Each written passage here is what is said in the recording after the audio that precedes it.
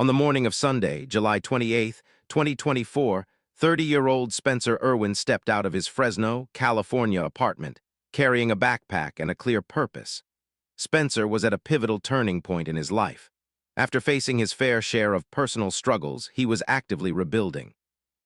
He had enrolled at Fresno City College through a dedicated support program, and he had made the courageous, deliberate decision to check himself into a residential rehabilitation facility the very next day to lock in a fresh start. His plan for that Sunday morning was simple and practical. He needed to walk to a nearby store to get his cell phone repaired so he could keep in touch with his family during his upcoming program. He told people he'd be back soon, but Spencer never made it to that store. In fact, after he shut the door of his apartment that morning, he vanished completely. No calls, no texts, no digital footprint whatsoever. When hours turned into days without a word, Spencer's mother, Kelly, felt a cold knot of dread in her stomach. Spencer wasn't the type to just drop out of contact, especially not when he was so close to starting a new chapter. Sensing something was terribly wrong, she tried reaching out to his phone, but it went straight to voicemail. Panicking, a request was made for local authorities to conduct a welfare check at Spencer's apartment. When officers arrived at the apartment, Spencer wasn't there, but someone else was, an acquaintance hanging out inside the unit. When questioned about Spencer's whereabouts, this individual casually claimed that Spencer had already left for the rehab facility a day early. It was a plausible story on the surface, one that temporarily eased immediate alarm, but it was completely false. Spencer had never checked in. 4 days after he first vanished, on August 1st, 2024, the horrific truth began to emerge, not from a medical facility, but from a dusty, sun-baked commercial alleyway in Fresno. A passerby spotted a body lying discarded near a loading dock behind a row of businesses, right beside a commercial waste storage area. When responders arrived, the reality of the scene was chilling. It was Spencer Irwin.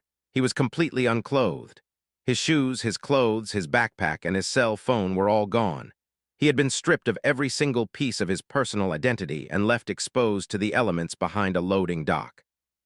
Yet, despite the utterly alarming state in which Spencer was discovered, the official response moved with unsettling speed toward a routine conclusion.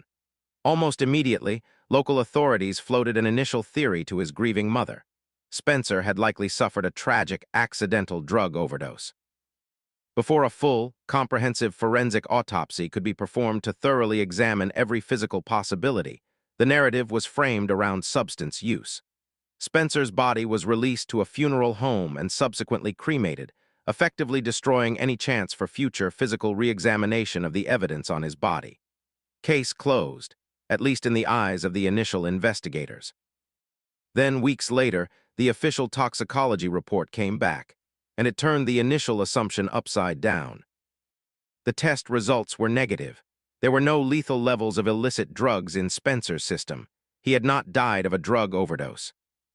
The sudden collapse of the official theory created a massive, glaring contradiction. If Spencer didn't die of an overdose, how does a healthy 30-year-old man end up dead, completely nude, without a single personal belonging, tucked away behind a secluded commercial loading dock? When pressed for answers after the overdose theory collapsed, the cause of death was defaulted on official documents to natural. A natural death, nude, in an alley, stripped of his phone, clothes, and backpack. For Spencer's mother, Kelly, and those who loved him, accepting that answer was an absolute impossibility. It made no sense. The math didn't add up, the scene didn't add up, and the timeline was full of gaping holes. Driven by an unbearable grief and a refusal to let Spencer's memory be swept under the rug of administrative convenience, Kelly began launching her own painstaking, independent investigation. What she, alongside dedicated true crime advocates, began uncovering exposed a network of unsettling details, bizarre coincidences, and unanswered questions that the initial rushed conclusion had completely overlooked. First, there was the mystery of Spencer's apartment during the days he was missing. When the welfare check had been performed, the acquaintance inside had claimed Spencer was already in rehab. But why was someone else occupying Spencer's living space while he was missing? Why were contradictory stories being told about his timeline? Further digging revealed suspicious inconsistencies regarding who had access to Spencer's personal space and belongings during those crucial 4 days between his disappearance on July 28th and the discovery of his body on August 1st. Then came the surveillance footage. Independent efforts to review security cameras from nearby commercial establishments surrounding the loading dock area yielded a crucial, haunting piece of potential evidence. Cameras captured footage of a white Kia Soul pulling into the secluded loading dock alleyway during the time frame in question. The driver turned off the vehicle's headlights, lingering in the dark, shadow-drenched area behind the buildings for a period of time before slowly driving away into the night. Shortly after, camera angles near the front of the complex caught a lone figure near the site. Who was driving that white Kia Soul? Why did they pull into a dark, commercial loading alleyway at night and cut their lights? Was Spencer already in that vehicle, or was his body brought to that location under the cover of darkness? The presence of that car remained an unexamined shadow over the entire timeline. Adding to the mystery was the total disappearance of Spencer's belongings. If Spencer had somehow suffered a sudden medical emergency on his own, where were his clothes? Where was his backpack? Where was the cell phone he had specifically set out to get repaired? A person experiencing a medical event does not neatly strip off all their clothing, pack up their shoes and belongings, make them vanish into thin air, and then lie down behind a commercial dumpster. The physical state of the scene strongly pointed toward human intervention. Someone else had to be involved. Someone took his clothes. Someone took his phone. Someone left him there. Furthermore, digital footprints and strange gaps in activity suggested that Spencer's accounts or phone may have seen activity or manipulation around the time he vanished, raising serious questions about whether someone was trying to cover their tracks or throw off anyone searching for him. Yet, because the case was initially branded as an accidental overdose and closed so rapidly, critical digital forensics and local canvassing that could have been done in those first golden hours were delayed or missed entirely. How does a young man, on the verge of turning his life around, go from walking down the street on a Sunday morning to being discarded like trash in a desolate alley? How does a system designed to protect and investigate look at a nude body, stripped of all possessions in a public space, and deem it settled without a fight? These are the questions that keep Spencer's family awake at night. They aren't looking for revenge.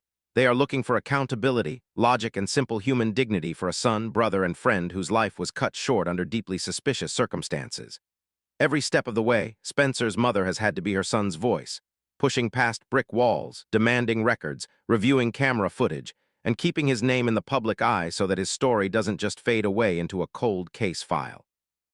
The truth is out there, tucked away in the memories of people in Fresno who might not even realize they hold a piece of the puzzle. Someone saw that white Kia Soul cruising near the commercial district around July 28th or the days following. Someone knows who was hanging out in Spencer's apartment while his family was frantically looking for him.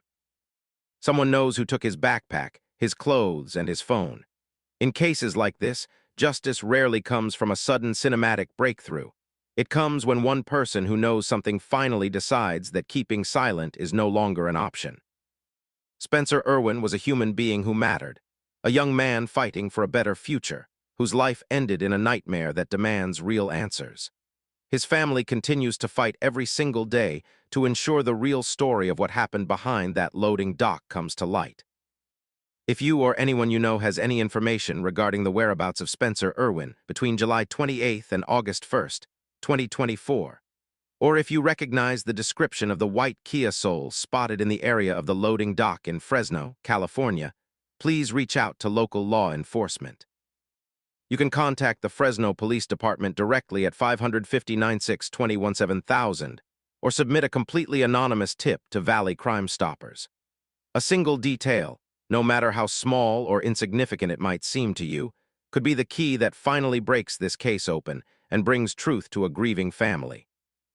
Because Spencer's story isn't over, and the search for answers will not stop until the full truth is revealed.